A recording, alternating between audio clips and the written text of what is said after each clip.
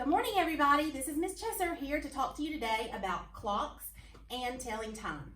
The first thing that I wanted to show everybody is how a simple way to draw a clock and get your numbers where they're supposed to go. So this is my trick that I draw a circle. And we know that 12 is at the very top of that circle. So go ahead and put your 12. See, I used to draw a clock and I would start numbering and then I would end up with 11 right here in all this empty space. But if you do this trick, it will help you space out your numbers evenly. So we've got 12 at the top, 6 at the very bottom. Then if you put 3 right here on the side, and then 9 right here on this side, then you just have to place the numbers in between. So here we're going to put 1 and 2. Then after 3 comes 4 and 5, 6, 7, 8, 9 is there. So then we have 10 and 11.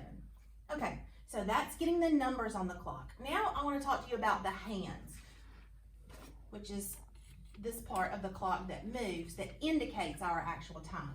So if you'll notice, one of them is longer and one of them is shorter. A cool way to remember that is if you look at the word hour and then the word minute,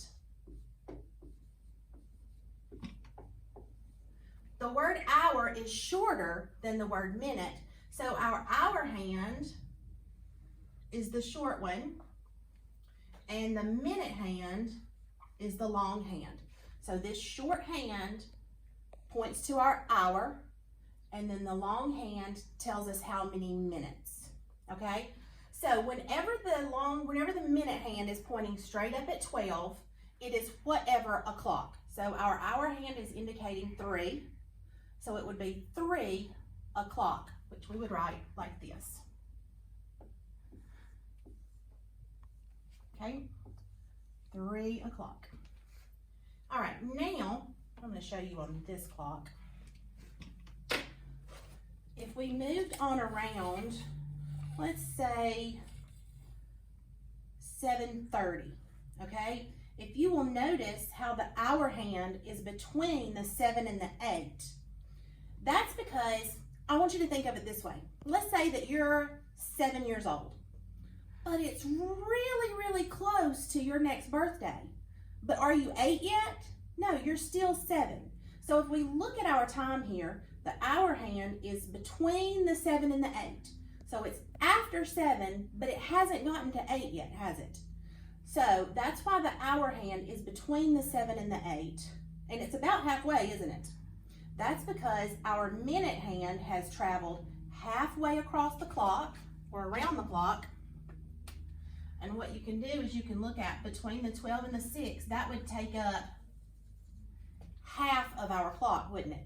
So it's 7:30 or 7:30, because when we count our minutes, instead of going 1, 2, 3, 4, 5, 6, we count by 5s. 5, 10, 15, 20, 25, 30.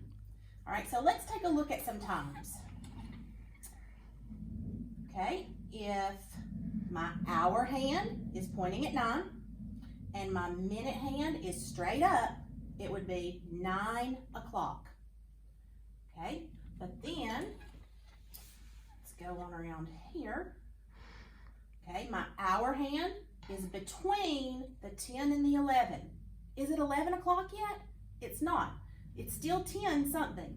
So it's 10, then I'm going to look at my minutes. Halfway around, that's 30 minutes, or I can go 5, 10, 15, 20, 25, 30. So it's 10:30. Okay? All right. Have fun telling time.